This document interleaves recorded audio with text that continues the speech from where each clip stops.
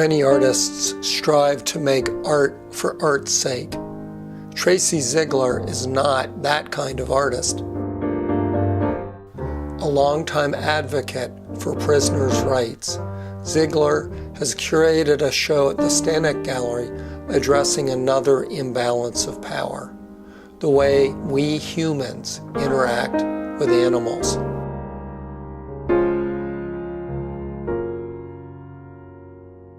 I'm Treacy Ziegler. I've been doing animals, primarily birds, for the last couple years, so it made sense to continue on that interest. And then I thought, well, there's a really strong social component in how we understand animals. We own them, or we negotiate their existence. It's like species who are endangered. We always are in control of our relationship.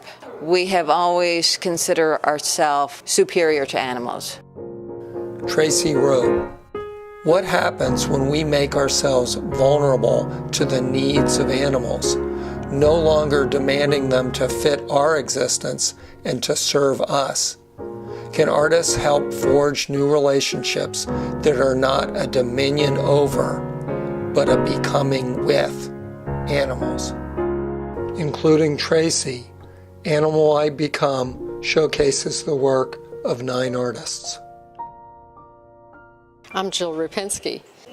I'm a professor at the Pennsylvania Academy of the Fine Arts. This comes from a body of work that I started after 9/11.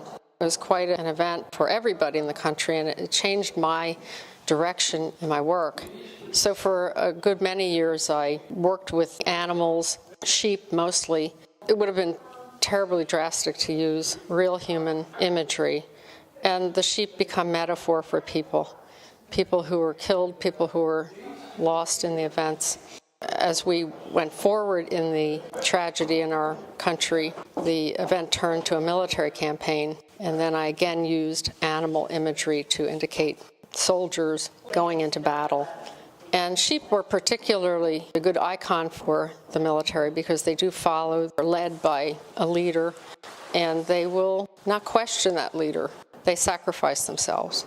Sheep have historically been a sacrificial animal. The fact that the soldiers were going into Baghdad drove me to do the imagery of the trees that were crossing over one another, because there were those crossed swords. I started with small pastel sketches. I love the immediacy of the material. I love to work with it wet and dry. It's a very versatile material that you can carry to the field, since I do a lot of work on location. When I get to the oils, they're more of a studio work for me, so I spend more time on them, underpainting and then glazing, the ethereal sense of shadows and light.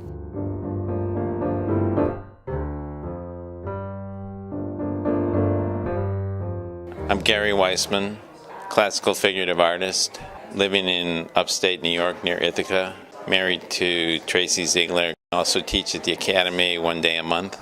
Originally, the Chinese Tang Dynasty horses were based on Percheron horses that were clopping by my window on American Street when I was living in Philadelphia. I thought, oh wow, here's another way to do the figure. So that and the influence of the Chinese horse were the inspiration, I guess, for that kind of a horse, which are totally out of my imagination. The thoroughbred horse, we ended up going to the races and spending the day in the stables and also at the track watching the horses and doing drawings and photos of all the thoroughbreds there. So how do you get a horse to pose? You don't. I don't have a horse as a model. I have horses as references. What helps a lot is working with photographs, because if you're high-speed digitally filming the horses running, you can get fragmented moments, and I don't think this was really possible for me until now, until everything went digital. I have all the horses running at different moments in the race, and I can pick out anatomically correct ones of the thoroughbred running in this position. And I have references from horses that were in the stables, close-ups of heads and whatnot, and then up where I live, they have 2 retired thoroughbreds. I go into the pasture and work with those. I'm Diane Collins.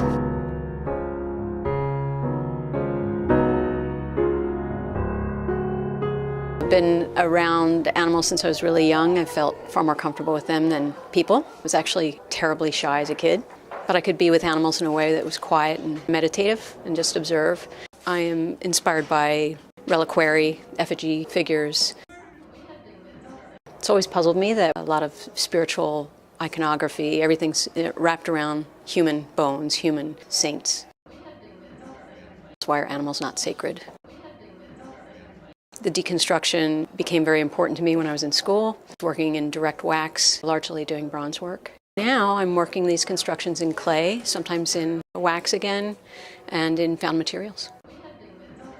It seems that the bronze world and my assemblage world is marrying, which I really like. This gazelle is largely ceramic. There is a galvanized threaded rod that runs throughout the head. It's epoxied to the ceramic fractions. And there's wire through the horns and waxed cotton and reed.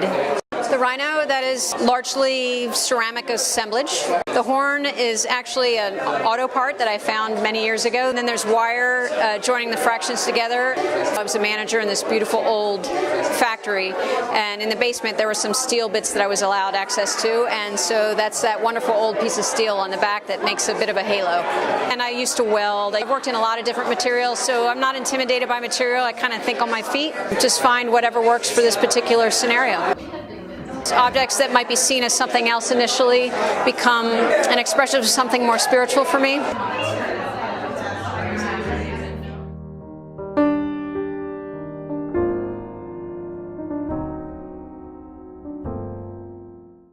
I'm James Mundy. I'm exhibiting work that relates to human oddities, and there is an animal component to some of them. For instance, there's a portrait of Joseph Merrick, who is known as the Elephant Man, but I have decided to depict his skeleton, which became nearly as famous as he was in later years. An anatomical drawing of his skeleton in the style of Vesalius, and Vesalius often had skeletons cavorting in the great outdoors with some kind of animal in the background, a rhinoceros or what have you. In this case, because it's Joseph Merrick, the Elephant Man, it's an elephant. In general, the drawings are based on an art history reference. So try to keep the most important elements, or the things that really say, oh, that's that painting by Da Vinci, I'd recognize that. Another piece that's new this time around, Portrait of a Wild Man Tending His Flock, depicts a gentleman in a very strange furry costume with long hair and straggly fingernails and toenails. During the Victorian era, everyone was very obsessed with being proper and dressing well, and so although he is wearing proper breeches and such, but the hair and the nails marked him out as the savage, as sort of a Robinson Crusoe character. The drawings are all pen and ink, done with Pigma Micron technical pens. Very, very small nib, and I build up the textures very carefully with cross-hatching and stippling. They take a very long time to execute, but it becomes almost like a meditative practice. I enjoy filling in those backgrounds and making the tones do what I want them to do over a very long period of time.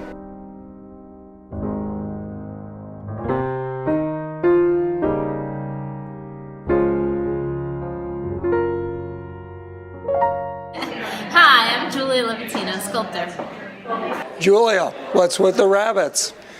They're actually hares and not rabbits. Hare is a larger animal that moves a lot quicker, and in the wild, if you've seen one, they actually feel more like deer. People often mistake them for rabbits, and folks think of rabbits as being a very cute, kind of cuddly animal, but hare is actually very powerful.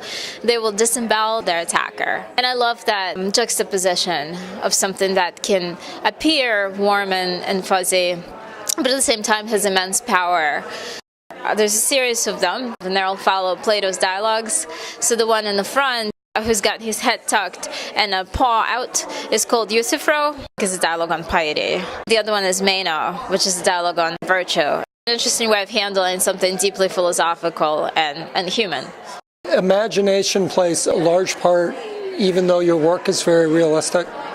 Yes, of course. It's always a dialogue between my imagination and reality, and I always draw. The cat, I went to the zoo, and I drew a lot. They have a beautiful lion exhibit. They really come around really close. It was amazing to watch them move, watch them play. It's called Myth. It's got an inner strength, but you can feel the tension that can explode at any minute, and that also is a juxtaposition I love. A surface calm, but there's a coiled energy in there that can pop right out. That's what's fascinating to me, is to give the bronze life, I need to look at what life actually looks like and observe it.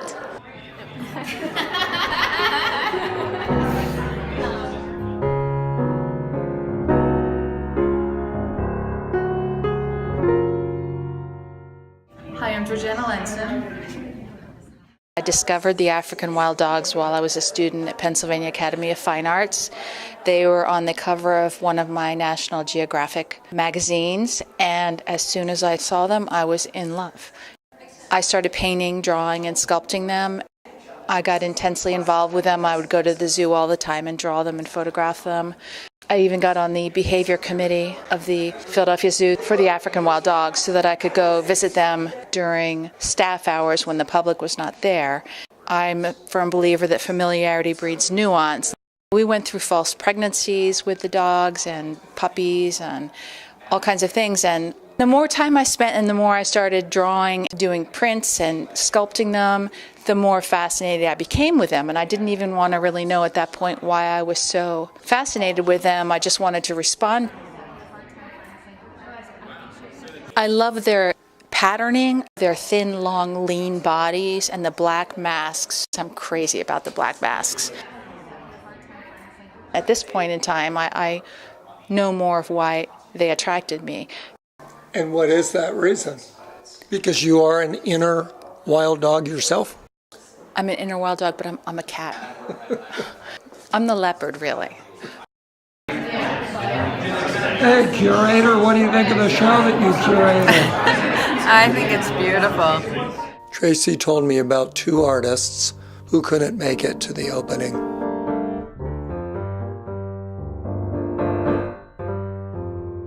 Dennis Diefenbaugh is an artist that I met when I was drawing at Cornell Lab of Ornithology, and he has been doing a series of extinct birds. So he's been traveling to different labs like the ornithology and museums of natural history asking for permission to photograph some of the mounts that they have. He teaches photography at Rochester Institute. He has this wonderful legacy of photography behind him. But what he does is he takes the image with a Polaroid, and then he allows the Polaroid film to oxidize for a period of time. And I want to say a year, but it may be 9 months. One of the things that I was really interested about the artists in the show was that they all had a process. His process was this oxidation. Things get lost, and allowing whatever happened in that oxidation process, suggesting the fragility of animals.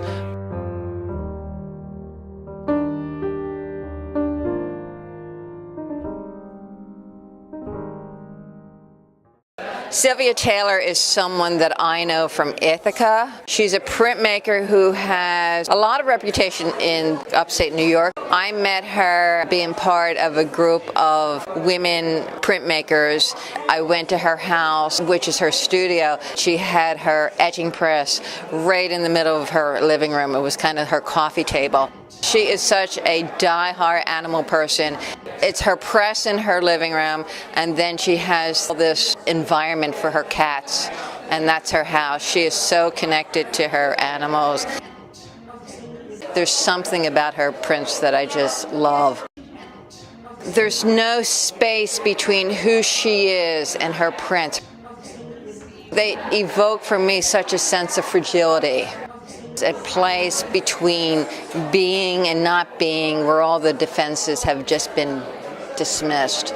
She's so integrated into the process. So I don't know how she does half of them.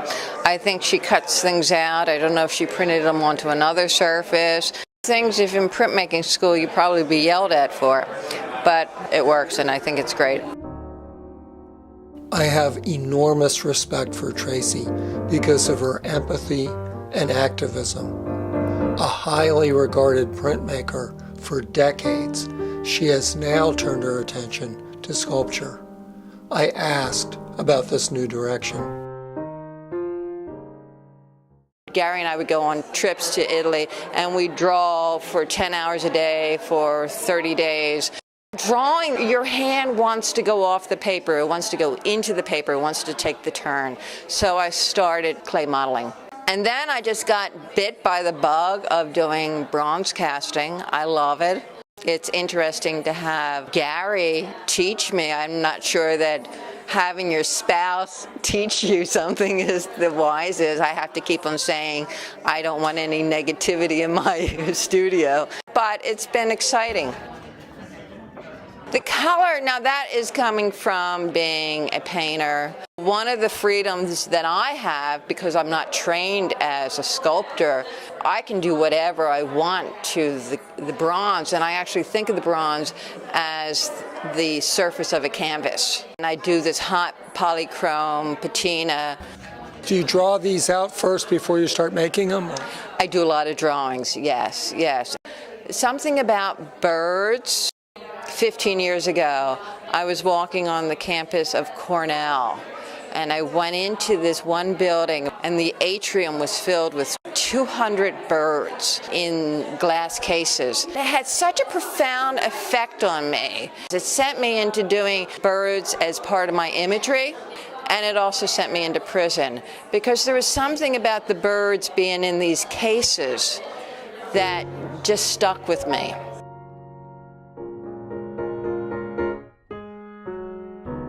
People genuinely love animals. Heck, we are animals.